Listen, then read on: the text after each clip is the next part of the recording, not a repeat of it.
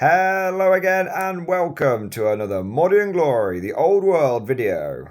In today's episode, we are going to be talking about the meta, the evolving state of the competitive scene for Warhammer the Old World.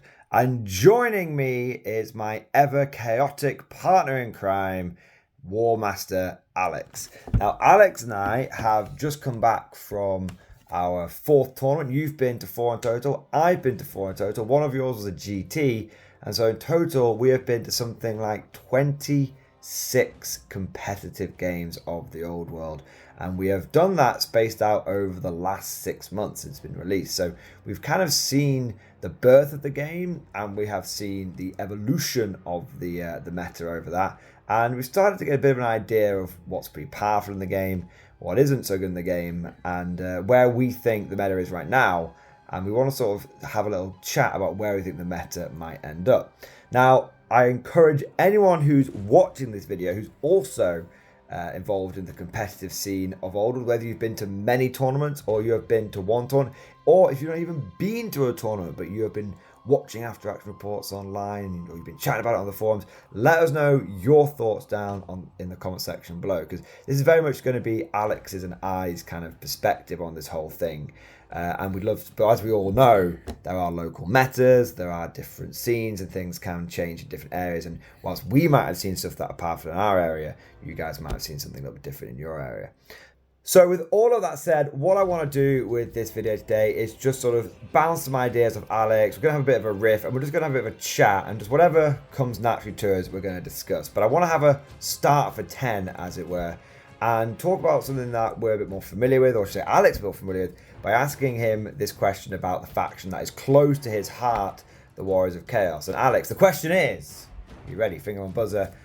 Right now, what do you think is the most powerful part about Warriors of Chaos? What do you think they're bringing to the table that's very, very good? But what do you think is the thing they struggle with the most as well? So I think, I'm going to answer this in two halves, Tim, and I think it was a two-part question. It was, yeah, it was. I think the most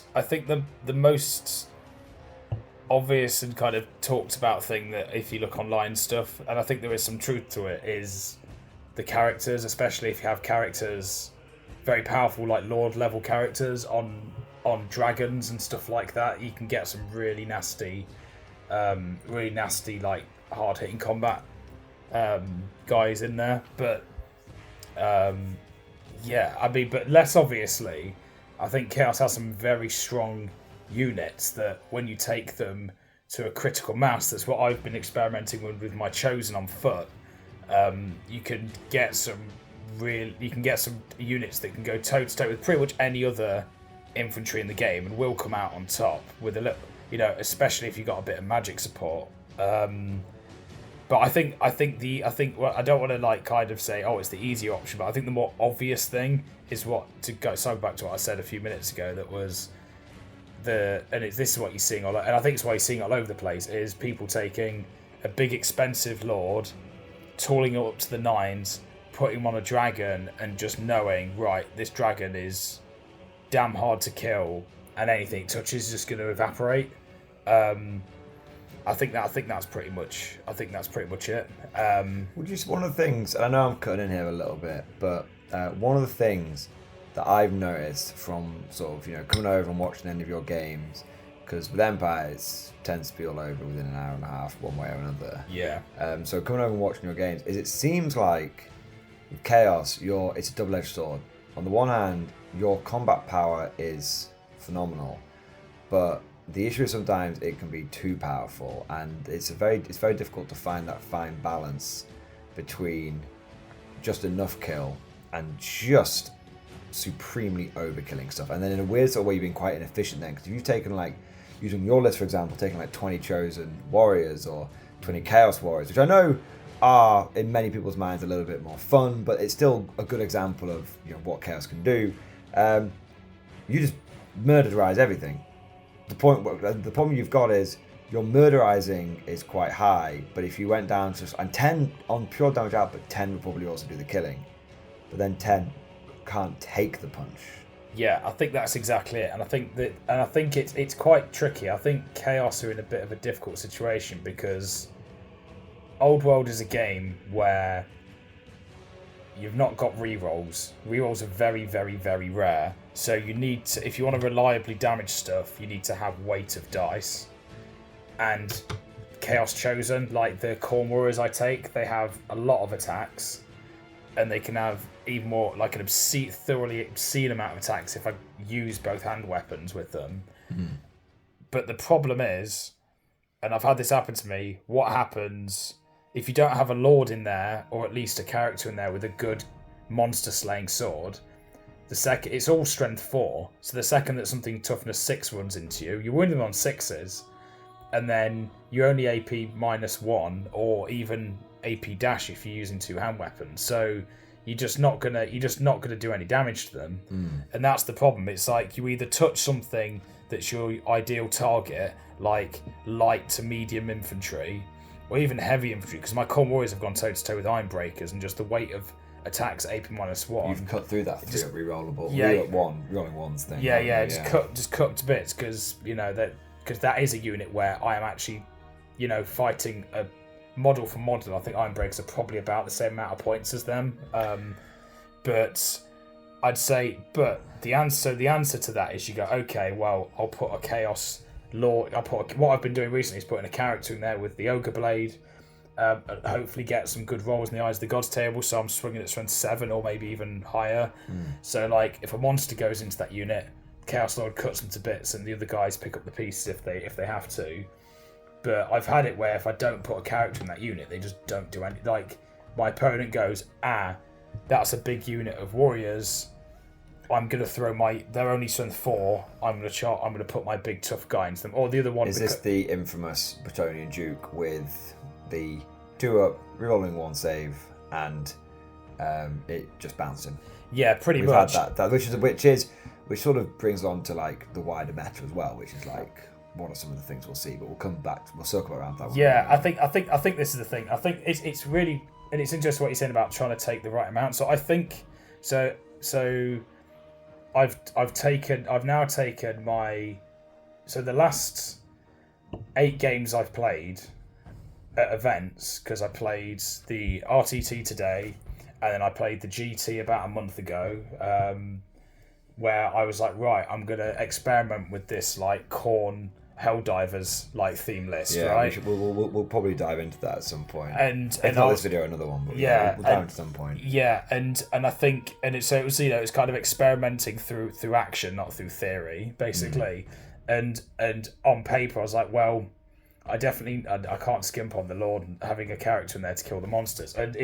But the problem is like every game where they've survived, like they either get wiped out from like nefarious means, or they survive with about 8 men left in the unit out of the 20 and the character, and it's like, yeah, you've killed a lot of them, but as long as they're not running away, you get 0 points to the unit. It's such a fine balance. Whereas if I'd only taken, say, 15 of them, the whole unit probably would have been like almost dead. I think you would have given up the 25. It's only 25% points, isn't it? It's only 25%, so maybe that's it. Maybe I need to. And it's 25% of that reduced unit, so it's even less points. Yeah, it's not a lot. Like, as someone who got 25% of a zombie unit recently, I can tell you 25% doesn't feel like a lot of points. Yeah, exactly. I mean, it is balanced. Need to like play some more games, things. But I think the next thing I'm going to try experimenting with, once I've got some more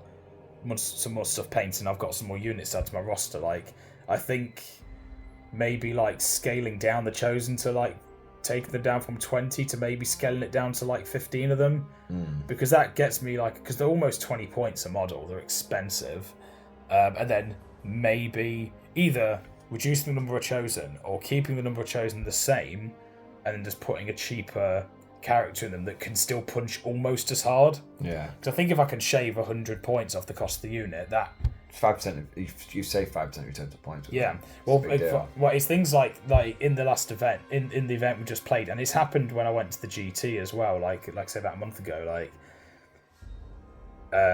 Like my chariot, it just sucks. Like it's such a shame, because it's such a cool model, and the first maybe like 10 games of Old World I played, You love that chariot. It did really well, but the problem now is like you come across most people either have monsters that will just pick up a chariot, or they've got some sort of magic shenanigans, like the bloody what thing I played in the first game today, the Beastman, like, you know, Valentine, yeah, the Hive of Bees. The Hive of Bees, yeah. So for people that aren't aware of this, you'll probably encounter it at some point. You I'm will. sure. If you encounter Beastman, you will encounter this. If you don't encounter this, your opponent has gone and taken a very soft list, or they're playing 5D chess. Yeah, exactly. And it's like, such an obvious combo. Yeah, it's like you take a magic item that lets you re-roll to wound, or flat to wound on magic missiles, isn't it? Or is it just magic wounds in general? All magic missiles. All magic missiles, and then they have this spell. I think it might even be a signature spell, right? Is it a signature spell, or I've never known them not get it, so I can't tell you. Okay. Tell you what, we'll do it live. I got the book right here. But yeah, well, Tim just get.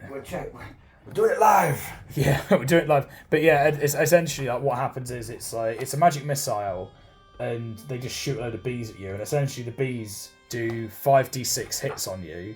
It's only strength 1, so you're wounding most things on 6s. It is. Or I'd say most things, all things on 6s. And it is the first one in the list, so. I mean, there's ways around it. You've got, you can take a couple of level 4s.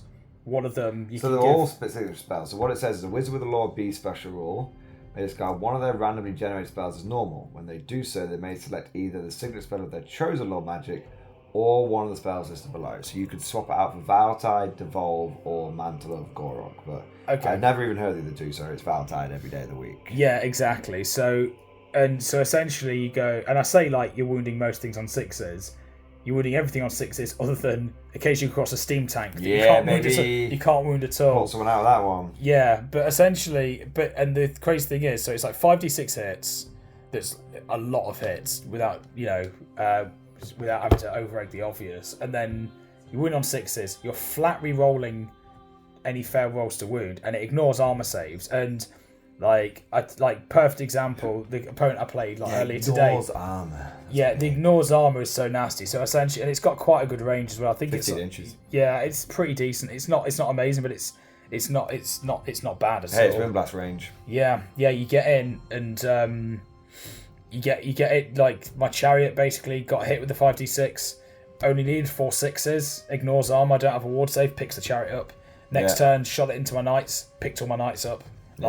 It's nasty, and I think it's like I think my and that's the other unit. My chosen knights and my chariot, they do pretty well if they're going into like middling enemy units, but they can't even hold a candle to like people's A tier, which is pretty nasty. Yeah. Now I think we've touched on quite a lot of interesting things there. So we've sort of seen this through the lens of chaos, but I think that a lot of what you have said applies to pretty much any high quality elite army. Yeah. Especially a melee focused one. Now, we've touched a little bit upon sort of the power of magic and the power simply of ranged attacks. Now, if I may jump in here from the Empire perspective and sort of give my perspective on how I feel Empire is right now, and how sort of that perspective of ranged attacks. So Empire, I think, is the other archetype. It's the quantity army. Yeah. So I'm not elite. I am representing the Horde boys out there. The Gobbos, the Skaven. F in the chat for Rat Boys because they are not doing very well at the moment. And with Empire, one thing I can say is you need your guns. And there's a bit of a meth that's developing at the moment, which is called Empire Gun, which is the Empire Gun Line, which you've nicknamed Boomtown, which I love because Boomtown, yeah. I ran semi Boomtown. I ran Boom Village at the event. Tim, I've had my ticket stamped many times at Boomtown. At Boomtown, yeah. So what I took in my Empire army I wanted a flavour of Boomtown, which was I took 2 cannons and a Hellblaster volley gun. Now, cannons, what I have found is, as an Empire player, you just cannot afford to leave home without a brace of cannons. Yeah. Because there's very little else in your army that feels comfortable. I'm not saying it can't do it, but I'm saying feels comfortable taking on the big ones. Yeah. Taking on the big boys. And in this tournament we've just been to, all my other stuff, all of my state troops, and I took 100 state troops, absolutely wild army, but I took 100 state troops, and the state troops never won a round of combat. And they never won a round of combat despite the fact that I was deployed quite deep with a fucking Griffin standard, and I still never won a round of combat, because what is more true than anything in Old World is, you know what's better than static combat res? Just killing people. Yeah, I mean, it's like with very quickly jump in, like my opponent in my last game with Skaven, like we had a right Barney with between our like elite units. I mean, my elite is a lot more elite than Chosen v Stormvermin. Yeah. My Chosen v his Stormvermin, and you know, I think both units were about the same points cost. Would have been about the same points cost. The Stormvermin had 40 of them. 40 Stormvermin. Maxed out shields, halberds, the whole nine. Literally tooled up, and he had I'm sure he had a battle standard in there as well as an army standard. Like it was tooled up. It's like a unit standard and a battle standard. Yeah. And the standard. I don't know if the unit or the thing he had it, but he had a similar thing. He had like this like plus D3 to combat resolution thing, and it was crazy because it was like, so for the first couple of rounds of combat, it was like, oh, that was it. He had an army I can't remember which round it was, but he had an army standard, and he had a unit standard and they both had magic standards, and between the two of them, they had the stubborn banner, and they had the a banner that adds like plus D3 to combat resolution. Okay. So like static combat is pretty nasty because it's like, okay, so you got close order, you've got you've got your army standard, you've got your unit standard, you've got stubborn when things go wrong, you've got D3 to combat res, and then you've got as long as you've got a couple of ranks, you're getting warband added to your ranks added to your leadership as well. But yeah, it's all good being like, oh, I'm going to add loads to my combat res and I'm going to add a load to my leadership. When I'm killing like 12 models a turn and you're killing like one of me, it's like, I mean, it doesn't really matter. Like, I don't really care if your static combat res is 10 if I'm killing 15 of you. Like, it doesn't really matter, does it? Exactly. And this is the thing that I found with we'll call them state troops and state troop equivalent. So this would apply to your clan rats, to any basic infantry. I would probably even throw Orc boys in there, because T4's nice, but it's not going to really set you apart. T4's not going to let you Barney with Chaos Warriors. Yeah. Not really. They're still going to win you on threes via some means or another. Yeah. Like halberds or great weapons or something. So your standard state troop equivalent, your core infantry, right? Yeah. Core infantry, the only thing core infantry can really take on is other core infantry, and the problem is that most people, and this is we're sort of zooming out a little bit now, looking at the wider meta. Most people are not taking a lot of core infantry. So for example, my state troops, if I go through the 3 games that I played against Skaven. Only combat that I got to get into was against Stormvermin, led by Duke the Fellblade. I was outclassed. Yeah. So I lost. Game 2. Well, the less said about game 2, the better, frankly. I love lovely opponent, don't get me wrong, but I played against like the meta vampire count, no leadership or screams. Like the hills are alive to the side up. Yes! Just like screaming at you. Just like. It's like you can't. It's like the worst. You can't come here. It's like the worst X Factor audition, basically, as a list. And it's really unfortunate when your leadership 7 army is then reduced by 3. Yeah. And you're like, oh, I got a BSB leadership 4, baby. Yeah. So my whole army just fell apart. Rerolling on 4. But that was the one game when I won a combat. So I did win one combat against zombies. State troops can beat zombies. State troops feel great punching down on zombies. That's the only, everything else I lost. Blood Knights, Black Knights, everything I just lost. And the last game, I played against Troll Mob, the army of infamy for the orcs, and like 3 trolls, like not a fantastical amount. 3 trolls went to 30 state troops with spears, and I was just like, I wasn't doing nothing, boss. And then I had 1 troll princess basically just drive a unit of 40 state troops with halberds led by 2 characters, just fall back. I didn't break, just fall back. And so what I've found with Empire, and what I think is, there's sort of two points I want to make here. 1, you can fight core on core, but there's not a lot of core on core happening. No. And 2, if you have to fight something that's not core on core, you better have your pre-planned, okay, how far can I risk falling back in good order? Most out so you don't bounce through the back of your army. And you've got to work out like, okay, I'm going to lose every round of combat until basically like the last one, where either I'm pushed off the board or I finally grind that enemy unit down. Because by the time that fight with the Troll Princess was over, I had like 10 dudes left. She was dead. Yeah. But I lost every round of combat until the last one. Yeah. So it was, she was just like fucking slapping me and like belly flopping me and chastising me and all the fun. She's love that model, by the way. Brilliant set of rules. 10 out of 10 to GW for flavour on that one. And flavour balanced with power. She's like weapon skill 2. But then -1 to hit. So it's like, oh, it's not so bad. You know, it kind of balances out a little bit. You pretty much only ever hit her on like 4s. Yeah. But she's only ever hitting you on 4s. Yeah. But anyway, so but the point is like, so you're if you're going to take line infantry, you probably need about a brick of 40, so you can grind it out, and you're going to have to, if you get into something if you get into a fight that you can't win, you've got to try and win by attrition, and it's very harrowing taking those kind of leadership tests, and you need a BSB in that situation, because I failed a lot and re-rolled it and passed it. Now the other point I'm trying to make, so going back to the guns thing, just uno momento por favor. So the only way you can deal with that stuff is guns.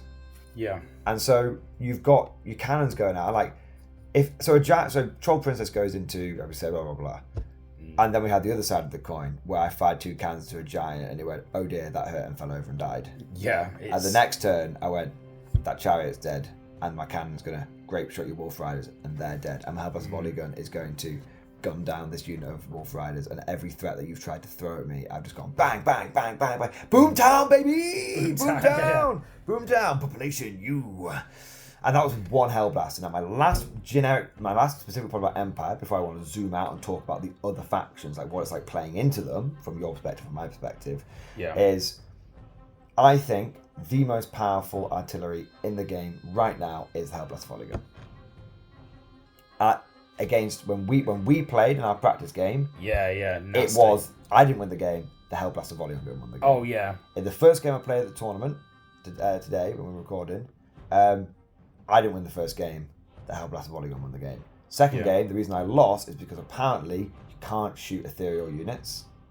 It just doesn't work. And then in the third game, Boomtown.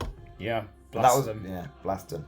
So I think with it, specifically with Empire, you've got the line infantry and the gun thing. If you're not Empire, dwarves, this may apply to them as well. And it very well may apply to things like goblins if you're taking the goblin artillery corps. Yeah. Essentially. Now we'll zoom out a little bit, but I want to and we'll go through sort of just top of our heads, like what we think the most powerful factions are right now. We may cover a faction, we may not. We'll just play it by ear. Same with the weak factions. But one thing before we get to the factions, there's always a hot take on each one. What would you say? What would be your reaction if I said that I think at the beginning of Old World, people didn't take shooting seriously, and 6 months in, we are seeing multiple gun line builds, and the meta is actually revolving around guns and how to beat them? I think to take the first half of what you said, I think you're right. Like there wasn't that much shooting happening at the beginning of Old World at all. Like people didn't really bother. I think that's partially because people were breaking out their old armies, and some of them they might have not had that much shooting in their old armies, and you had unless you're Empire, which of course you're always gonna have guns, because you're all dwarves, so you always gonna have your guns and stuff. I'd say that I completely agree that shooting has become something to think about. You must consider if you like what your answer to shooting is going to be, in the same way that people didn't take magic that seriously and then realised, oh wait, the days of Purple Sun wiping out an entire ogre army in one magic phase is over. However, if you ignore magic, you will horrendously pay a heavy toll for it. And I think ignoring gunfire will do the same thing. From War Machines, I mean, I don't care about handgunners and stuff, but I do care about Hellblaster volley guns and cannons. Yeah. I think it does make me. I mean, I don't think we're quite there yet because monsters in Old World are way better than they ever were in at least the editions of Fantasy I played. If I may just cut in there, I think monsters with either a ward or regen, and even a 6-up regen, are way better. If your monster doesn't have those things, aka a giant, you're in bad times. I have played probably 4 games as giants over the many competitive games I've played, or 12 I should say, and we'll say it's 3 times I faced giants, so I'm not going to exaggerate. 3 times I faced giants, 1 chaos, 2 orc and goblin, every single time I flattened it in a turn, thanks to the bracer cannons. Yeah, and well, it's funny because I mean you say that, but I remember these are the exact conversations I was having with people back when I played 8th edition Fantasy, and that's when cannons were more powerful, like literally. And I think it's one of the reasons why they didn't sell that many models, and Fantasy didn't do that well on the balance sheet. Is like around just before End Times they did Storm, like it's a very slight deviation, but around just before End Times they did Storm of Chaos that was like this super magical. It was kind of like Apocalypse, but like you had like these mega powerful spells and stuff. But they also released all these huge monster kits around that time. You know, it must be when they were getting better at all the tooling and stuff to make these big plastic frames. And they barely sold any of them because basically people looked at them and went, "Oh, that's a really nice monster kit." There were one or two things happened. They either went, "Oh, that's a really nice monster kit," paid the kit. Maybe built it, spray painted it, put it on the table, and thought, "Oh, I'm going to play a practice game with this," and then it didn't get passed out of its deployment zone because cannons killed it because it didn't have a regen or a ward save. I think now it takes 2 cannons, whereas before it used to be 1 cannon shot, a hit, a wound, you're dead. Yeah, exactly, and monsters definitely are, because of that, more durable than they were, but that just means they just die to 2 cannons instead of 1. And I think it's one of these it's one of these things where it's like, okay, we're in this weird thing because we've got it's ironic because it's made cannons and war machines more necessary than they ever were before because you need more of them. It's like a self-fulfilling prophecy. But the flip side of it, and the kind of the unnecessary, the collateral damage of that is that if you're not taking the most OP monsters to pressure someone, those cannons go, "Oh, I don't have to fire my entire gun line into this dragon to kill it because there's not a dragon. I'll split my fire across the slightly less tough but should be tough stuff like chariots and knights and things," and they just get picked up just the same. Like it's tricky. Like little side note here, I would say regular cannons are kind of ass. Great cannons are amazing. It's a strength 10, isn't it? It's a strength 10. You're pretty much wounding everything on 2s. It's the big. I think the strength 8, strength 10. They're big strength. The big one is the D3 plus 1 damage. Yeah. That means that even if you get rolled minimum damage, you're typically knocking out a chariot with a brace of cannons. Yeah. The other thing I would say regarding sort of cannons, war machines, all that kind of stuff, is I fully agree with what you're saying. It's like if you have a ward save and you have an invulnerable save, then your monster is worthwhile. If you don't have those things, it's just regeneration save, you mean? Yeah, ward save. Yeah, ward and sorry, too much 40k. Ward and regen. Ward and regen, yeah. Because this is the thing. It's like because regen is very interesting now because I hate it. It used as a cannon player, I hate it. It's interesting because regeneration is nerfed if you're taking your wounds in combat because it still counts towards combat res even if you pass the save. But that doesn't. There's no combat balance sheet when you're getting shot at, so regeneration is just as good as it always has been when you're getting shot at. And also something it took me a while to realise that. So regeneration used to be you just never got it against flame attacks, whereas now it's only if they're flammable, and not everything regeneration is flammable. Very little is. If it's a Tomb King thing or if it's a troll, it probably has it. Otherwise, probably almost not. I think they've over nerfed flaming attacks, and I think they were perhaps worried about with the Bretonians being a starter faction, Azure Core Central, and Yeah, it being probably. Bowtown, not Boomtown, Bowtown. Bowtown, yeah. And Bowtown Central just being like, yep, all your regen is undone by 5-point bowman. Which I can understand, but maybe a nice middle ground would be if you are hit by flaming attacks, your regen is worsened by 1. So if you've got regen 6, you don't get it. You're 5. It's just harder for you to regenerate rather than impossible for you to regenerate. But what I would say is, because we talked a lot about guns, and we've talked a lot about Empire, and we've talked a lot about chaos. We've tried to draw a few parallels to some of the factions, but I think we should just go through some other factions now, where we think they are, what we think the meta like a is. smash or pass. Smash or pass. So, just off the top of your head, based on your experience, what do you think is the most powerful faction right now? Hot take. You can go into why, but what's your hot take? Most powerful faction, I think. It's tricky. I've got 2 factions in my head. Go for it. Go for both. All right. I think that particular build of Chaos Dwarves I played earlier today was horrendously oppressive. Hey, you know what, Alex? It's a legacy faction, so it ain't never getting fixed. Yeah. It's Everyone's like, oh, the legacy factions, in time they'll be left behind. They're streets ahead, kid. They ain't streets behind. Yeah, exactly. I think the general consensus, I think the technically correct answer is probably Beastmen, because I think Beastmen are very powerful, and having played Beastmen today that seemed like a damn good list. I've not played against Beastmen enough or read into them enough to know if what I played today was the most meta thing, but the magic phase was pretty damn meta, because you had, like I said, you had your Viletide, you had multiple level 4s, you had your Viletide, you had Elementalism, which is, I won't say Elementalism is the best lore, but it's got the best spell in it, so maybe that means it's the best lore. I think we can delve into that. Let's delve into it now. We're here. Let's do it. I think Elementalism is the best lore. I think there's a strong case to be made for Illusion, because Illusion will...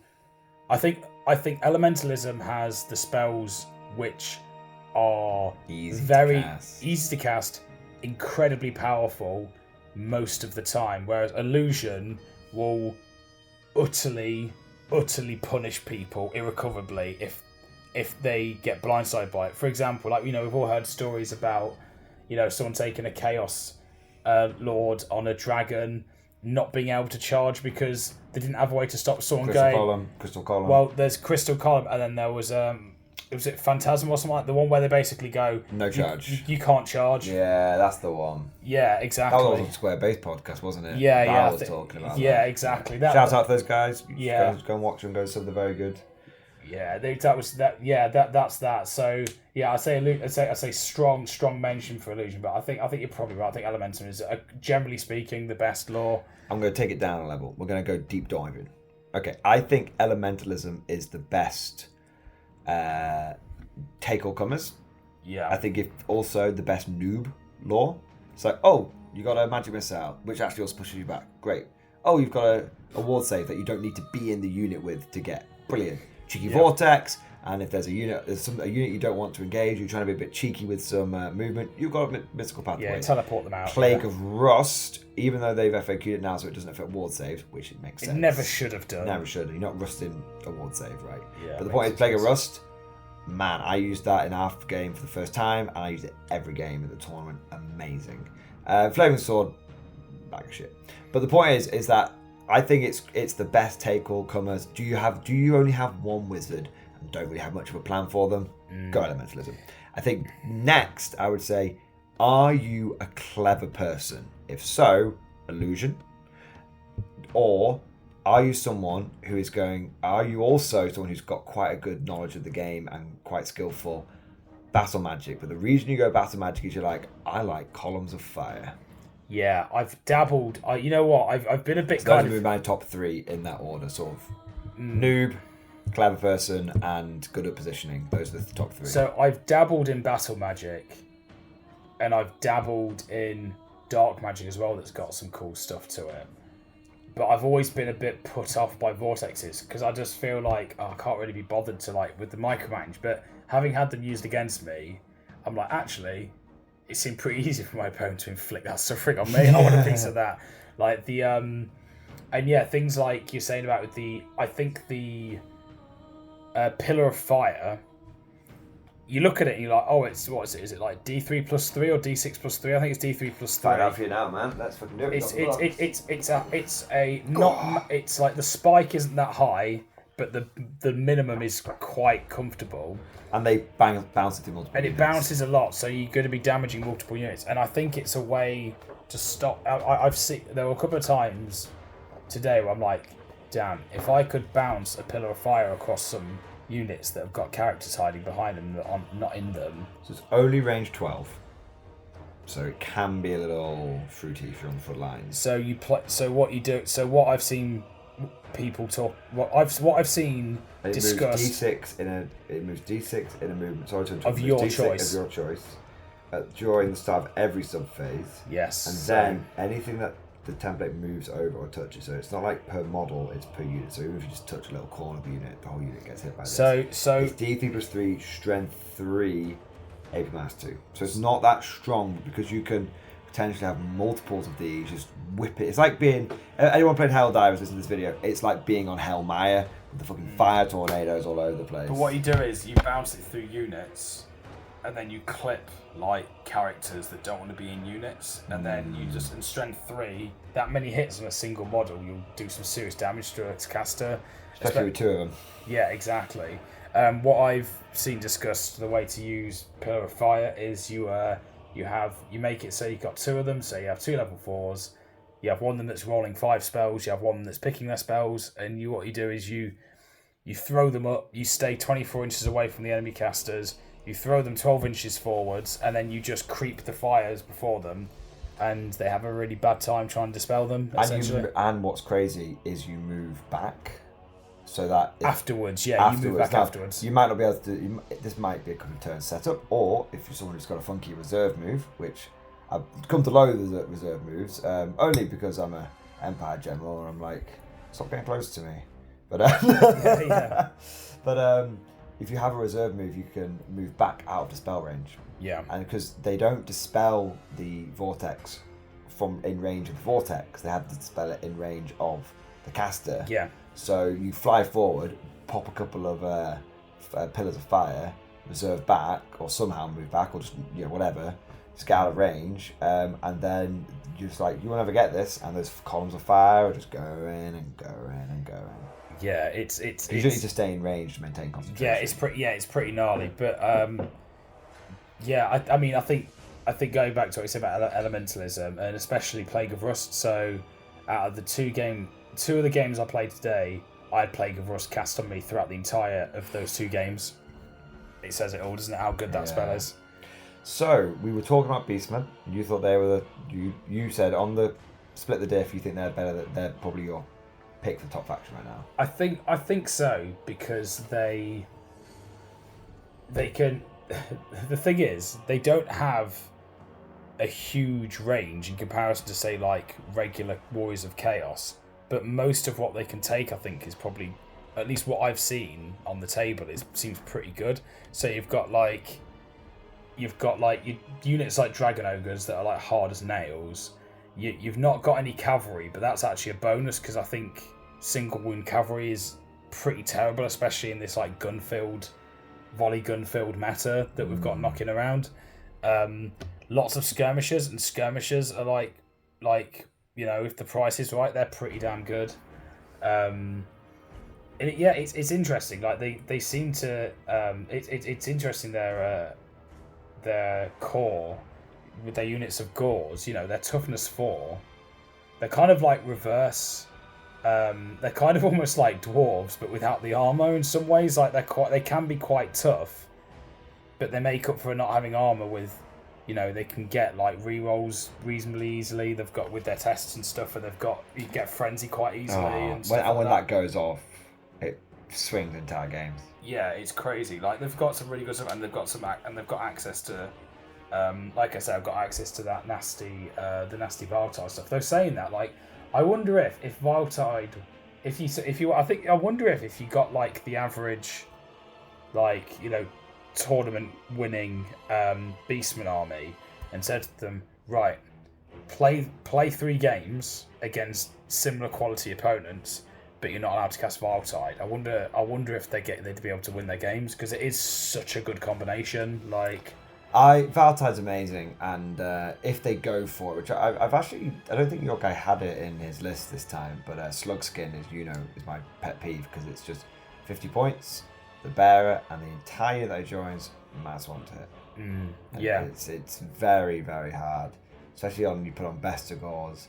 And it's like, okay, so we would be hitting on 4s against each other. Yeah. It's not +1 weapon skill or -1 weapon skill. It's -1 to hit. So even if your weapon skill 4 and their weapon skill 4, now you're hitting on 5s. Yeah, that's pretty nasty. It's hard. It's hard. Now my pick for top faction at the moment is Vampire Counts. Yeah, I was thinking. I've played Beastman 2 or 3 times, and it's a tough fight. But I felt like I had a chance. Yeah. Vampire Counts are just on another level. Because we spoke about this a bit earlier, but also to remind myself, and also to like let anyone know who hasn't played against it or hasn't read about what happens as a cautionary tale. So their Scream stuff. So all their Screamer stuff is ethereal, right? So they're difficult to. So not all of it. So they have Mortis engines. Now Mortis engines aren't ethereal, but they are like the armor ward and regen, like 4, 5, 5, and they're like 8 wounds. So okay. Even great cannons are going to take 2 or 3 turns to get through them. So there's that. So they can both scream. Okay. And then you've got the 2 banshees, which can also both scream, and then you've got the 2 Terrorgeists, which can also both scream. Now, you may go for all 6 screams, you may go for 4 screams. I've faced the 4 scream version today. And what the problem is that the scream itself, the scream itself is broken. Before we even get to what it does, you can scream in combat, you can scream after you've charged, you can scream if you fail your charge. The only time you can't scream is if you march. So this is interesting, because when I played Vampire Counts, because Vampire Counts were like my main army back in Warhammer Fantasy days. So there's no. What I'm saying is, why wouldn't you scream? Yeah. There's no decision to be made. There's no trade-off. It's just, and they move, and the ethereal and the banshees, for example, move 6, which is, it's not far. It's not a lot, but it's not like half of your regular move. Yeah. It's not like you really go missing off 2 from like a human march, right? Back in the fantasy days, it was there was this weird thing about the scream attacks, and it sounds like they sound like the screams themselves were about the same as what they are now, but what's changed is back in when I was playing 8th edition, you didn't have all the ways of so many ways to like reduce people's leadership and stuff like that. So how the leadership reduction works is, and I may be getting some of the names wrong here, so I'll sort of explain the effects more than the names of the spells. But the first thing is the scream itself. You take the leadership test at -2 leadership. Yeah. Straight up. Secondly, they have there's a vortex. And the vortex, don't know if it's a necromancer one. I think it is necromancy. Or if it's like a big, I don't know if it's like a vampire one or a necromancer one. But the vortex means all units within 8 inches of the vortex, which is a 5-inch vortex, so it's huge. Yeah, I've got it here. Spiritual vortex can't use inspiring presence and another -1 leadership, and you can stack that. So you have 2 level 4s go, and one of the level 4s got like +1 to cast, and one of the level 4s is also ethereal. So the first thing they do is they stay just out of range of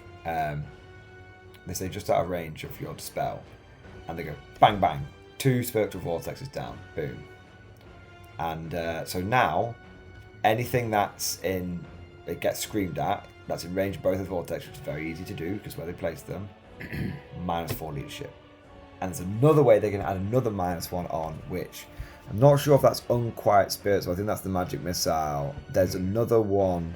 So that'll curse for years or something. So Spiritual Vortex is like range 12, to cast it. So yeah, you basically like drop it up front, and then it's like and then it's within 8. So the threat range of it is like 20 inches basically. Huge, way too much. Way too much. So yeah, so Spirit Leech, and I was like, you probably saw me go. You might see me going oof. Like, so Spirit Leech, it's basically a better version of Gathering Darkness. So Gathering Darkness is a hex that -2 from initiative that you don't really care about, and -2 from leadership and can't use Inspiring Presence. Spirit Leech doesn't do the initiative bit. It's -2 from the leadership and also can't use Inspiring Presence. But unlike Gathering Darkness, which casts on a 9 and he's only range 12, Hex is cast on 8 and it's range 18. Yeah, that's insane. So what he did is he basically, all of my units would be -4 leadership or -5 or 6 leadership from a couple of other sources. Minimum -4 we're really talking about here. And then you have to pass your leadership test. Now, because it's like a leadership test, I think your BSB doesn't help because that's just for like break or rally tests. Yeah. And I can't use my general leadership. And I'm Empire, so I'm leadership 7. So I'm on leadership 4. Yeah. And so now I'm on leadership 4. Now, whether this is a Great Cannon or whether this is a steam tank, problem is I'm not high leadership. And it's the leadership check on your war machines at range. Yeah. That's nasty. So it doesn't really. So the screaming doesn't really bother my stage troops. Oh, I lose like 3 or 4 stage troops. Don't give a shit. Cannon dead. Yeah. And he's ethereal. It's ethereal, so I can't stop it. I personally can't stop it. Yeah. The guy that absolutely destroyed me got filled in by Bretonnians with like Grail Knights with magic everywhere. So fair play. It's not unstoppable, but it's just the problem with it is there are just some armies which just can't even. And so my steam tank screamed to death. My war machine screamed to death. And there's the big issue though I had for me is. Then he just charged me. Just with like 6 or 7 knights. Blood Knights, Black Knights, doesn't really matter. Yeah. So I can't use my general leadership. I'm at leadership 4. Yeah. And I just basically collapse. I just collapse. I'm on like a leadership 4. Because it doesn't minus it from your dice roll, Alex. It minuses from your characteristics. From your stats, yeah. From my stats. So this is, and I played the soft version. I played the guy who had like 3 or 4 screams. Yeah. Like the full 6 scream list is just on another level. It's off the chain. So, in my opinion, I think that vampire counts are the top faction. I think they might have some. There might be sometimes when they get counted, and there might be some. Maybe beastmen are a little bit more take all comers. But I cannot fault my opponent. My opponent was a gent to play against. But I have never been in a game, even when I have played basically like the Beastmen that you played, I've never been in a game where it felt like there is no point in rolling a dice. No dice, unless I roll double 1 on every leadership test, which I'm not going to do, there is literally no way I can beat this with my list. Yeah, I mean... And his wasn't overtuned and mine wasn't overtuned, so there should have been a fucking meeting point in the middle. To be fair, I think salt flow over. I think it's interesting because like it's funny because like I think because against the Beastman player I did almost win, and then I won the first half of the game, and then I forgot I didn't realise that I missed opportunities to reform, and then I got wind blasted off a table, and then my whole army fell apart basically. But you died to wind blast because of a mistake you made. Yeah. My entire number of actual dead inflicted my army, very little. Number of that flood off the table, just like everything. Yeah, 100, basically 100 infantry flood off the table without having a fight. Yeah, it's crazy. Like the but it's interesting though, isn't it? Because and you can't use stubborn against a lot of this stuff because you're not losing combat and stuff. I'm not losing combat against it, and like everything causes terror. Right. It's awful. Like the banshees cause terror. Everything's causing terror. In a game about leadership, vampire counts just smashing. Yeah. What about Sorry, what I was saying. Unbreakable doesn't help you either, because you're not breaking. You're just dying. You just screamed off the table. There's no so all these. Someone might be like in the comments. Take unbreakable doesn't matter. You just die. Just die. Take stubborn doesn't matter. They just break. It's not a combat. Yeah. Doesn't matter. It's funny because take a BSB, doesn't matter. Because the other like nasty list I played against, I think you would have been fine into was like Chaos Dwarves with just massive gun.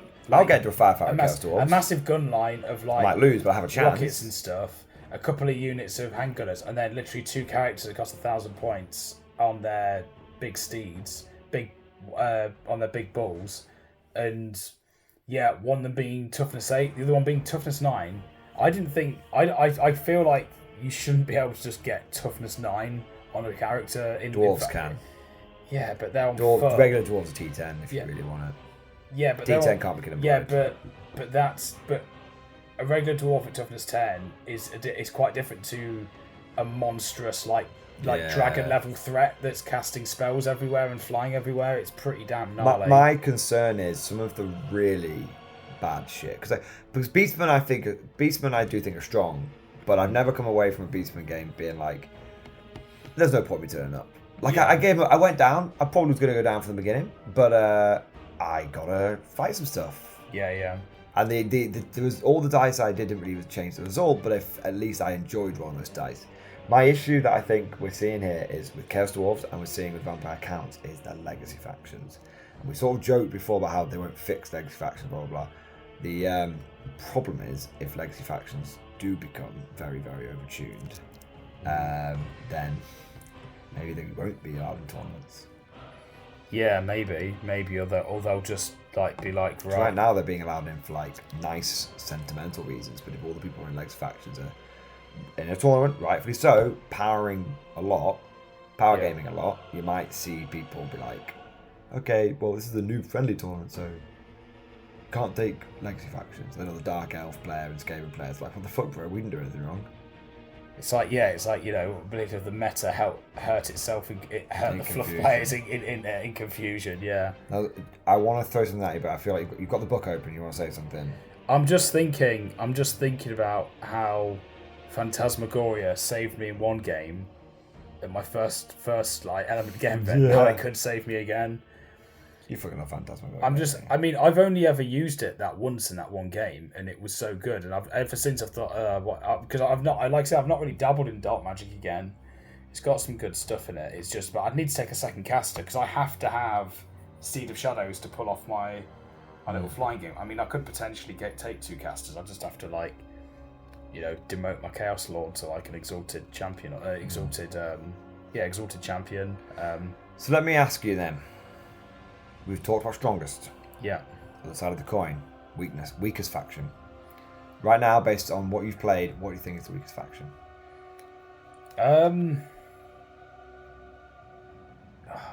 It's one of those things, isn't it? It's like it's so easy to say what potentially is like the top 1 or maybe the top 2 strongest, but weakest, like. I'm just trying to. I mean, if I work my way through it, let me think. I think it can always be what is the weakest one you have personally encountered. So it doesn't have to be the weakest one in the whole meta, just from your personal experience. So, from my personal experience, I think that there are some armies that revolve around a gimmick, and if your opponent has thought to themselves, right, I might encounter this gimmick that might come up. I've got an answer to it. They get a hard counter and they just die. And that's essentially what happens. And I think the weakest armies are the ones that revolve around a gimmick that has an easy counter to it. So I feel like Wood Elves could potentially be one of them. Controversial that. A lot of people say Wood Elves are good, but people have been saying Wood Elves have been good since day one, and yet we've not seen the Wood Elf meta emerge. So the Wood Elf, the thing is, like, apparently... I say apparently because I've never seen it like in a game. I've never played against it, but the Wood Elf, nothing like I've played against Wood Elves quite a few times, but the only Wood Elf armies that none of the Wood Elf armies I've played against have gone for the like double forest. There's like a double forest dragon thing that you can do that to me just sounds like a poor man's version of the High Elf double dragon. Wish we got double dragon at home.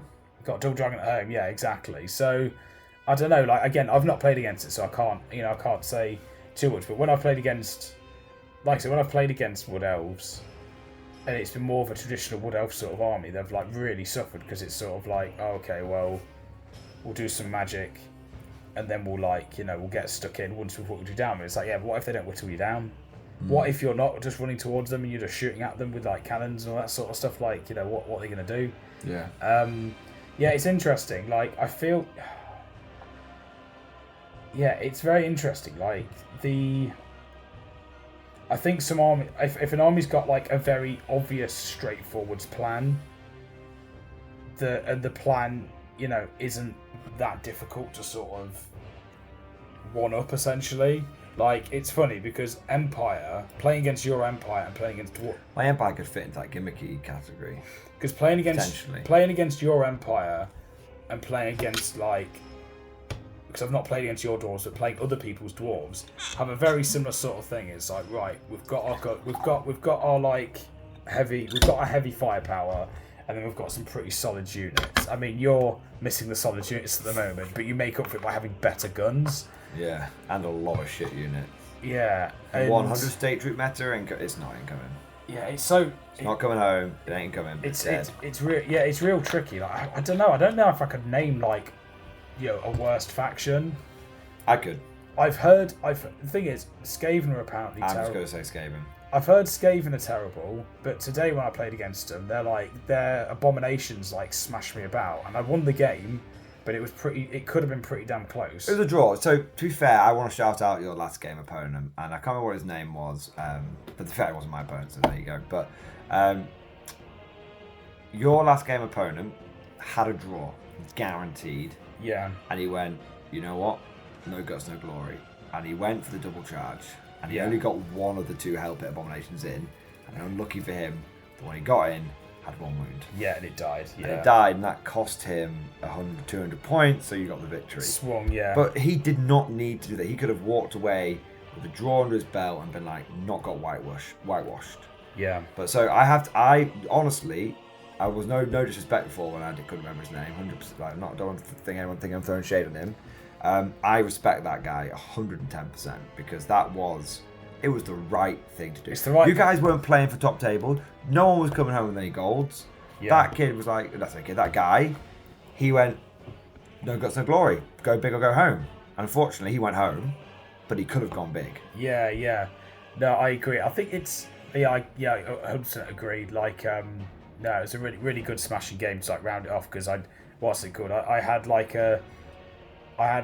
You played the guy who won the tournament, round one. Yeah, I played a guy who shouldn't have lost his first game, round two, who actually hadn't lost his first game. You drew, you got pared down into the Chaos Dwarf list of death. Yeah, the only reason he got a draw is his round one had been Chaos Dwarfs. Chaos Dwarfs. And then you played a really nice game 3.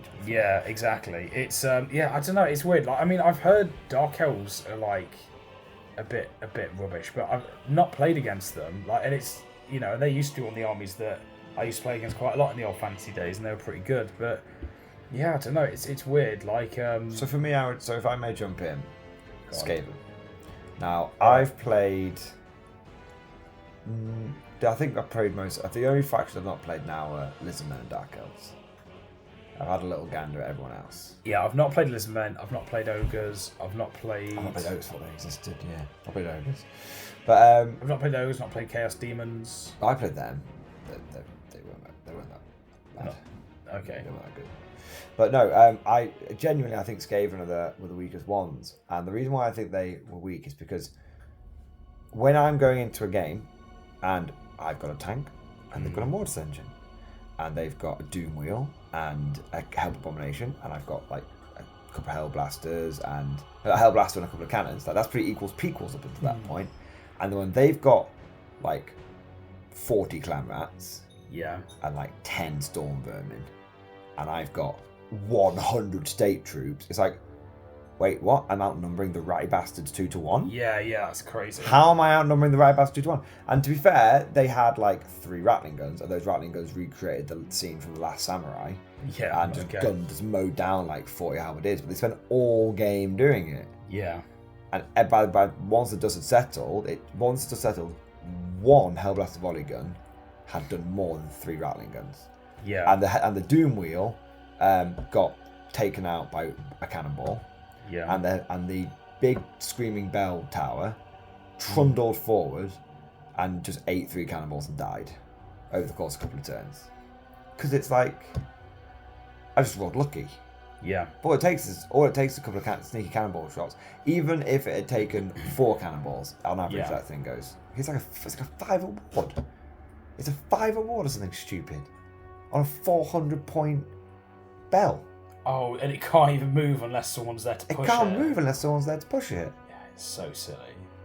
Like, so, it was definitely, Skaven felt, they didn't feel like they had enough on the list. And to be fair play to my opponent, the way my opponent plays a lot of Skaven, and he said that what he was running, and I only can take his word for this, so if chat disagrees, of course, let us know. But what he said is what he was running was pretty much getting as far as you could push it.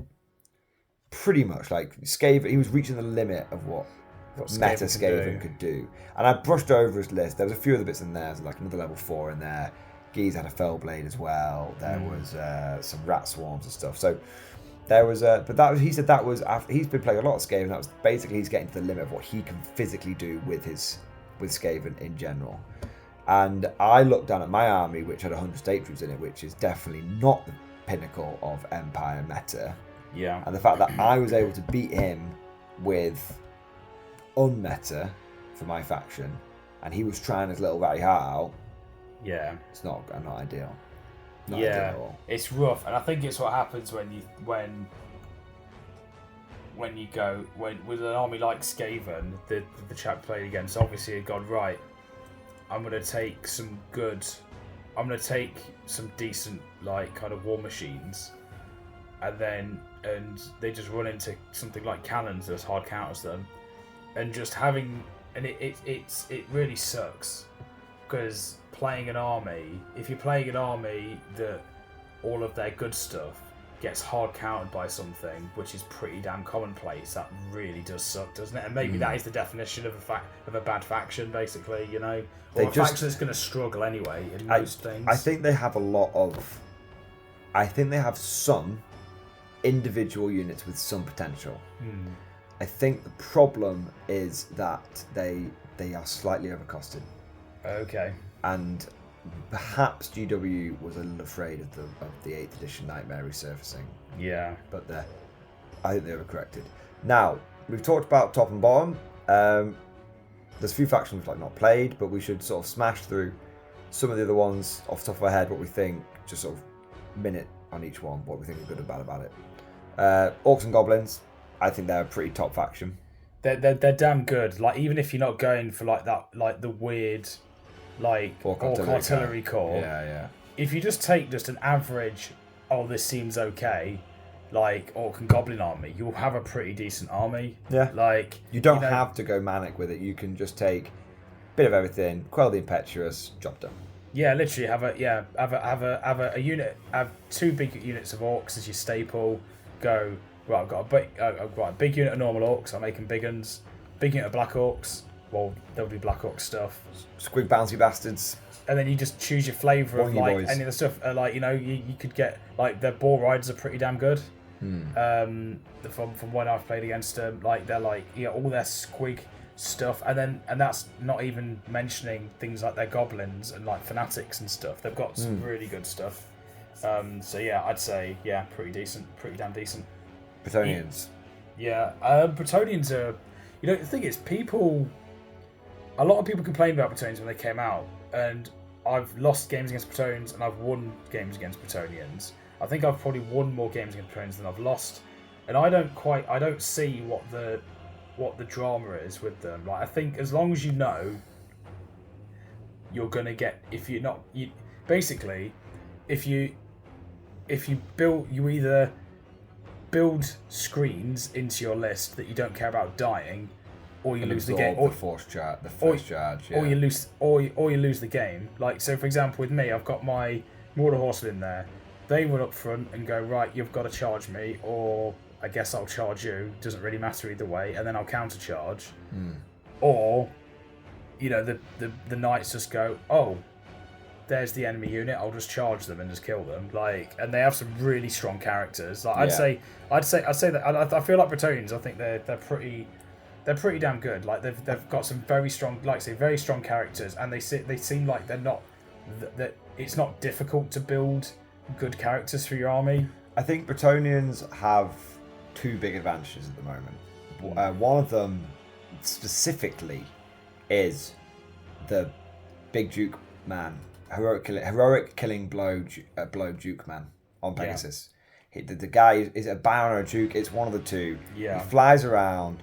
Virtue of killing blow. Virtue of heroism, I think. Virtue of heroism, and he just he's an auto include, and you put the goddamn Gromwell Great Helm on him, and he's having a good time.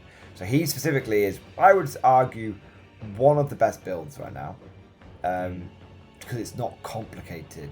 Yeah, that's what I mean. It's easy to build and I think, good characters. Yeah, and I think that leads me on to the second part of the Bretonnians, which is they are a surprisingly decent beginner army.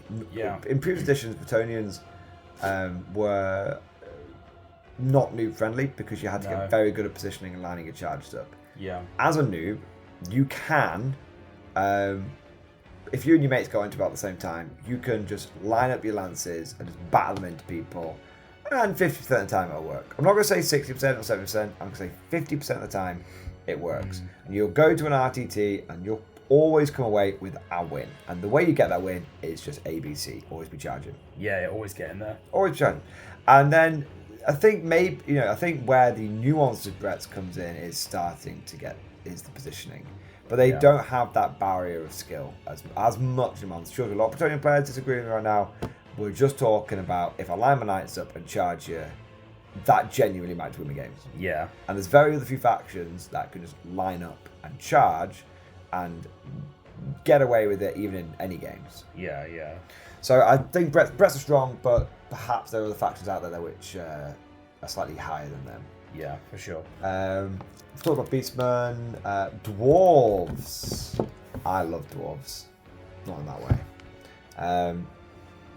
Dwarves are like Empire, except for rather than the enemy charging into your infantry and you're dying, you make a big long line of dwarves with quite good weapons, and they charge in and they laminate themselves on your own line, and they table themselves on their own turn, or they break you and you die. Yeah, I think I agree. I think dwarves are good. They've traded in their good cannons, and for a trusty axe, and then bought an axe on credit. Yeah, they're pretty damn good. I think I like dwarves. Dwarves are good. They can make some very strong characters. I think they are a bit more complicated, like to build your characters, because you've got your runes and stuff, and you've got a whole different set of like restrictions and things. Once you got your head around that, that you can build some damn strong characters with dwarves pretty easily. I think their war machines are less brute force than Empire, but they are perfectly functional and also very arguably just as strong in the right circumstances. I think like their organ gun is very good. Their cannons aren't that good. Their flame cannons aren't that good. But weirdly with the flame cannon, and this could be wrong, chat, tell me if I'm wrong, you can like squirt it over a forest because you don't need line of sight or something crazy. Yeah, it's a weird one. Or over your own units or something. There's like, yeah. I mean, if you try and tell me that bunch of dwarves are happy with napalm going a couple of feet above the head, I wouldn't believe you, but yeah. Yeah, dwarves are really good. I really like, they've got, like you say, they've got a good selection of combat units, good selection of ranged units, not just but that aren't war machines though, because you've got like the fire drakes and stuff like that are really cool, and you've got the Iron Breakers are like the cool unit, but Iron Drakes are the good unit. Yeah, basically, and yeah, no, it's they're a good, they're a good army. I'd say dwarves are probably like, I don't know, what would you say, they're like upper mid tier, do you think, or do you think they're better than that? So I think in the fight they're upper mid tier. I think the problem with dwarves and why you may see them as popular but not like winning many tournaments is they'll win games, but they won't get like 2,000 points in a game. Because if you don't want to lose your entire army to the dwarves, you just walk away from them. Yeah, and they can't. And their firepower, there's always exceptions. Someone might turn it with like 3 organ guns and 3 cannons, right? But what you'll find is if you want to run away from dwarves, you can do. Yeah, 100%. So they're very good and they'll win plenty of games, but they will struggle to win because they're not going to 2,000-0 everyone they come across. Okay, all right, I'll pick the next army. So, Tim, Tomb Kings. I hate them. I've never played against them. I hate Tomb Kings. I'm sorry, Tomb King players. Just bullshit, man. So, in comparison, so do you think so? So they're BS, but are they vampire counts BS? Probably not. Like the GT I went to, the guy that won it with Tomb Kings, and the Necros Sphinx is slightly too. His problem. Do you know what? I don't have a problem with Tomb King specifically. Do you know what I have a problem with in this game, Alex? In this world of ours, this old world of ours, it's regen. Regen is too buku, in my opinion. I've sort of maintained this for. I've been talking about this a bit on stream. You shouldn't really have saves that you can't interact with. So I love the new AP system because if you have a good armor save, I have tools, I have options, and I have ways I can genuinely build lists and play well to reduce your save. Ward saves, generally it's like a 5-up. Yeah. But having a 5-up followed by a 5-up, it's too much. It's oppressive. It's too much. I think there should definitely be ways of dealing with regen. And the problem I find with vampire counts, the problem I find especially with Tomb Kings, is you've got big things with a too high regen. So a good example of this is, there's a Necro Sphinx over there. If I shoot cannonballs at it, it's got a 5-up regen. Okay, fine. But then, if I shoot like flaming attacks at it, it's still got a 5-up regen. Because the only thing that's flammable in the entire Tomb King's army are the characters which you're never going to get into contact with. Yeah, that's pretty rubbish. And then it's like, okay, but it's alright. So what I'll do then is it's unstable. So if I build up enough static combat res, it'll die. Nah, it's Indomitable -2. Yeah. That's my problem with specifically with the Necro Sphinx. The only way you can really kill it is by basically being a Plutonian Lord on Pegasus. Yeah, well, like I was saying, the guy that won the GT that I went to, I think he had 2 Caskets of Souls and 2. Don't look. Close your eyes, Alex. Yeah. Don't look it. 2 Caskets of Souls and two characters on dragons. Yeah. I don't know what else he had. I think he had some things like they've got the little bargain scorpions with their killing blow and heroic killing blow. They're they can punch way above their weight, and they're just like this mad little package that's like, yeah, I'll just insta kill something that's 400 points. Yeah, and I think it's the I found this with vampire counts, and I found it with Tomb Kings reserve moves. If you want to march, just make a march. Why are we messing around with reserve moves? Reserve moves, look, okay, you can definitely lambast this for me being a forgetful kind of player, but I just forget someone's got them because it's not every day you encounter them. Yeah. And I have been gotcha'd.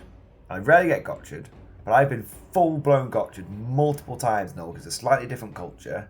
Yeah. And it's 90% of the time I've been gotcha'd is reserve moves. Yeah. And it's just like, oh, we're going to let them move again after they shot. Just march. Stop fucking around. Just march. Yeah. It's annoying. And I think that's my number one problem with Undead this edition. They are annoying. Yeah. And Tomb Kings especially, I found annoying. And it's definitely, I'm being totally biased, totally unreasonable, and I am absolutely probably in the wrong, but I definitely feel like Undead and Tomb Kings, and well, just Undead in general, are quite annoying this edition. Yeah. The combo of regen, reserve moves, and your leadership can get bent is basically not ideal. Yeah, like I said, I'm yet to play against either of the Undead factions so far. Don't do it, Alex. Stay in the Chaos Waves. They won't come up there. They won't come up there. No. I'm fighting for my life here, man, Alex. They're coming out the goddamn walls or the ground, even. Okay, throw another faction. All right. What's the main one? Is there any main ones we've not covered? There will be. I've checked the big book. Maybe. Right. We're checking the first thing here. High elves. We haven't actually spoken about high elves. Double dragon high elves. No, it's not that bad. Double dragon high. So high elves are good, really strong in a couple of particular builds. Yeah. I faced the like flying circus build with them. It's like it's just one of these. And I think it's not just an issue with high elves. It's like, and it's not even necessarily an issue, but I feel like it is. What does make it a potential issue is you get a lot of strange games where you've got the entire battlefield is just flying monsters and then little units of core hiding out of line of sight at the back, and it's like, what game was this supposed to be? To be fair, we are being a little salty, and I think we should acknowledge that we are sort of now mixing the lines, blurring the lines between personal feelings and looking through the lens of competitive play. Yeah. Because realistically, at the end of the day, as much as I want to, and if I hadn't really got quite tired standing on my soapbox around Tomb Kings, I would be going off on one around double ethereal dragons for high elves. Yeah, not played against it myself, mate. Again, again, it's one of these funny ththings where it's like. But what I was gonna say is, I'm not gonna get salty about it because at the end of the day, it's a tournament. It's the rules. Yeah, it's the rules. It's a tournament. So no, Mike, I'll give you 30 seconds on high elves, and then I'll pass over to you. Okay, yo. High elves, very squishy. When I'm paying 6 points for a T3 model, and you're paying like 14 points, I do feel quite blessed. Yeah. It's not the high elf infantry, which are a problem. As much as we'd all like to have glistening ranks of silvery infantry, they're not what's going to really cause the issues. It's all of the special and the rare and the funky stuff. And high elves are funky. Yeah. And so a good high elf army will be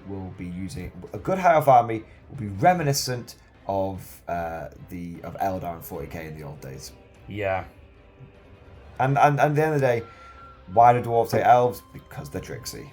Yeah. There you go. So that's my take on elves. I can't really be mad at them because if an elf, it's a bit like if a Skaven basically like takes 500 points off you, then runs away and kites the rest of the game. Can't really blame him. He's a Skaven. He's going to run away. It's like you sort of let him do that, mate. Like, yeah. somehow, did you not have a plan for this? And if a high elf is going to basically beat me by just being a tricksy elf, as much as I may want to, I don't get quite as bent out of shape as I do about Tomb Kings. yeah, fair enough. It is funny. Like, yeah, I like. I've only ever played against Idols once, and it was like a very like flying circusy style army, and it was like, it was a fun game, and it just and it did in some ways counter my army, but at the same time it was a bit kind of. They are quite a cerebral army, I think, to play. Like, you've got to be quite careful. You can't just go big dragon smash. Like, you've got to be like, oh, I've got this combo with these spells that's going to just kill everything. It's like, okay, I've actually got to be quite careful with how I place things, and that's fair, and I respect that. Yeah, it's interesting. It'd be interesting playing against a high elf list that doesn't have the double dragons. I wonder what they'd take instead. If someone put that like kind of artificial restriction on themselves, if they didn't have even a single dragon, like what would they take in their army? Well, what's interesting is people were getting really hyped up about Seaguard, and they realised that strength 3 is a bag of dog shit. Yeah, strength 3. It's not worth it. It's useless. Anything Stone Lizard Men? I've never ever played against them or heard anything about them, and frankly, I find the idea of a lizard that thinks offensive. Okay, I'll give you that one. Chaos Demons. Again, why not just play Demons Chaos don't Warriors? exist. The speaker such thing as heresy. And also, why not just play Chaos Warriors? Play True. a real faction. I played Chaos Demons once. It was a corn army, and I beat it in combat. Oh, that says it all, doesn't That it? says it all. Oh man, they really. When Chaos Furies lost combat to Empire state troops with crossbows, I wasn't that impressed. But that was, to be fair, a bit facetious. That was bad luck on my opponents. It got on the second time round. Yeah. So we've talked about all the bad guy factions. Good guy factions, there's 5, right? So we've done elves, we've done dwarves, we've done men. We have not done. There's 2 we're missing, for sure. Petonia, we talked about Petonia. Yeah. There's 1 left. This is so good content, this, isn't it? Got no idea. There's 1 left. Someone This is a bit where your editor's gonna have to edit in like the bloody No, custom theme or something. Alex, you're several beers deep. I'm several rum and cokes deep. Like, what is it? It's not Pretodia. I'm checking the main rulebook. It'll be really obvious. It's because I've left the what do you call it? The Force of Fantasy upstairs. Are you googling it? I'm trying to find it. I'm trying to find it too. Enhance.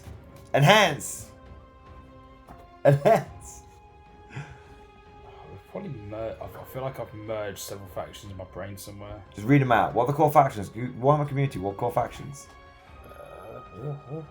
Well, there was only like there's 9, right? There's 9, yeah. We've done all the team. We've done all the baddies. Just give me your phone. Hang on. Come on, get off the hub. The dwarf hub. The dwarf hub. Hey, add something to that. Come on. I'm literally checking the map. Okay, so I've got so let's see. So here we go. There's one faction. We've probably already covered it. That's the funny thing. Oh, what's that? No, so do it on your phone. Just type in Warhammer Old World core factions because they're the main ones we're focusing on. There's no more legacy ones that we've encountered. Here we go. It's happening, gentlemen. I don't mean to alarm you. Okay, main factions revealed. Okay, Empire of Man. Yeah. Dwarves. Yeah. Bretonnians. Yeah. Wood Elves. Nah, we didn't do Wood Elves. You did Wood Elves. Yeah, we did speak about We Wood Elves. did them all! It's Wood Elves. I don't mean that to be a little damning indictment of that particular faction. See, I've played them. You've played them twice, haven't you? I've played them a couple of times, yeah. And you sort of touched upon them. Did you say... This is a double dragon thing, you basically said. So basically, double yeah. So there's a double dragon thing, apparently, but you might as well play high elves if you're gonna do that. I think. I think the legacy faction. They have some cool. They have some like kind of cool units and stuff. But I think it's one of these things where like, at the end of the day, you're paying a lot of points for a toughness 3 bod with Everyone lost their shit over the magic arrows, didn't they? And yeah. then they weren't that bad. And then they were like, oh wait, they're only strength 3, and yeah, that's units like that. That's where my chariot didn't care because I'm like, look, you wouldn't be on 6s and the chariot runs them over. Like, I don't really care. Yeah, fair enough. So I think we pretty much covered all of it. So I think if we were to sum up, Old World when it first came out, we were in a bit of a honeymoon phase, and everyone was just throwing stuff on the table, and the meta was a melting pot. I think what we've seen now is the meta starting to solidify. Yeah. And we're starting to see certain factions coalescing around specific strategies. So we have armies like Empire and Dwarves who are starting to bring and Chaos Dwarves are thrown there. Yeah. We're starting to bring a lot of guns. And we've got armies like and orcs are bringing a lot of guns as well, potentially. Yeah, with their like stone throwers and doomdivers and stuff. And then we're also seeing armies like vampire counts bringing a lot of pseudo shooting as well. So there's a lot of shooting entering into the game. In one way or another, people are hitting each other at range. Yeah. And then there are some factions which are doing very well at combat. But there are 2 very distinct camps forming, and I've seen armies of Empire where there's not a single melee unit in there. It's just, why would I buy melee state troops when my gun state troops die just as much, but I need to get to shoot before I die? Yeah. And I think we're starting to see. I think my biggest sadness with the honeymoon period ending, which I think it is, is we are starting to see the end of Core Hammer. And Core is now seen as a 25% tax. I mean, it was for a while in the old fantasy days, or people took giant blocks of like 50 high elf spearmen and stuff like that. That never broke. Like, but yeah, I think now we're seeing I think we're starting to see a reduction in Core, and we're not necessarily seeing a reduction in elite units or blocks. We're seeing a reduction in core. People just take the minimum core they can get away with, and then they are taking special and they're taking rare. Yeah. Because a special, your best core melee unit will still lose to your average special melee unit. Oh yeah, of course it will, point for point every day. Every day of the week. And really, I think you're going to see, outside of people getting, like using my Empire for example, I think we're going to see people moving away from state troops. You might take one brick of state troops and then a decent size of knights. And if you're going to take another unit of melee, probably going to go great swords or flagellants. Yeah. The only reason you might not see flagellants is because people are like, I want a tank and or hellblasters. Yeah. That's why you might not see them. But I think I think there's a lot of shooting going on at the moment, and I think that's where the meta is going to have to adapt. Yeah. The shooting is good until it completely falls apart. Yeah, as the the age of the core hammer went down with the sun, we will remember the state troops. Yeah, I remember the state troops. Those poor boys. Yeah, I think they can go back to police duty and fire watch now. They're not more inside of the front lines anymore. That's my sort of summary. Would you have any sort of last minute 30-second hot takes? It's interesting. I think core still definitely has it. I think most people. I think you're right. I think most people are seeing core as attacks now more than they did to begin with. And I think a lot of these, and it's not just the core attacks. It's I think special units. There's basically almost like two tiers forming. There's the kind of the average special units that will take out the core, they'll take out most people's other core, and then there's other special units that are like, no, actually this is really good, and the other stuff that's just getting left, and that means the kind of the lower tier special that's still good, but it's not as good as some other choices, just going to get left on the side, which is a shame. Yeah. I would be surprised if you see. I think with Empire, it's interesting. As much things change, things stay the same. Back in the day with Empire, you took one big brick of halberdiers, and then you just took everything else as crazy stuff. Yeah. I think that's where, again, talking about this through the lens of competitive play, I think that's what we're seeing for a lot of factions. But all of this, Alex, is just like our opinion, man. Chat, let us know what you think down in the comments section below. Do you think that we are now leaving the honeymoon phase of the old world, and we're entering that more sort of shooting, I think magic heavy meta as well, or have you seen something a little bit different in your local meta? If you enjoyed today's video, don't forget to go ahead and smash that like. Alex, you can just pour it nice. Go on, get it in there. Alex is filling his glass up as stealthily as possible.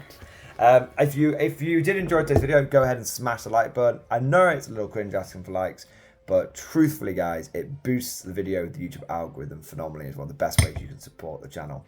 And if you enjoy this kind of content, old world content, and Alex and I just sort of sitting down and sort of talking some Warhammers, big Warhammers, then don't forget to subscribe to never miss an episode.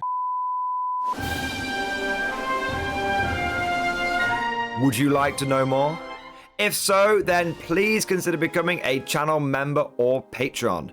By supporting the channel, not only will you be doing your part, but you'll also be helping me create more content for your viewing pleasure and unlocking a whole host of perks. You get everything from a badge next to your name, custom emojis, but the big one is access to the Mordian Glory Discord server, an online community with almost 2,500 active members.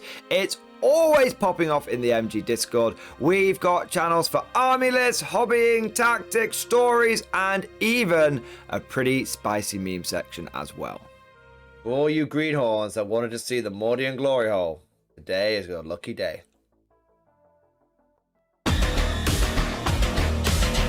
And joking aside, I do want to say a massive thank you to all of the current channel members and patrons. You guys are amazing. Truly the lifeblood of the channel. I could not do Mordian Glory full time without the incredible and generous support of my members. So thank you guys so much. And last but certainly not least, I want to say a personal thank you to all of my top tier Patreons. These are the War Masters, the people who have truly gone above and beyond the Call of Duty. So a heartfelt thank you to Alex Dengal, Bon Vert, Lord Pryor, Mark Panconi, RJ Scorpion, Swordfish Trombone, Try Again Bragg, John Stubbs, Nick Walsh, Diesel Fox, and August Barney. Seriously guys, thank you from the bottom of my heart. Your support is incredible and it makes a huge difference. Thank you so much. That's all for now. Hope you've all enjoyed today's video, and of course, as always, see you guys next time.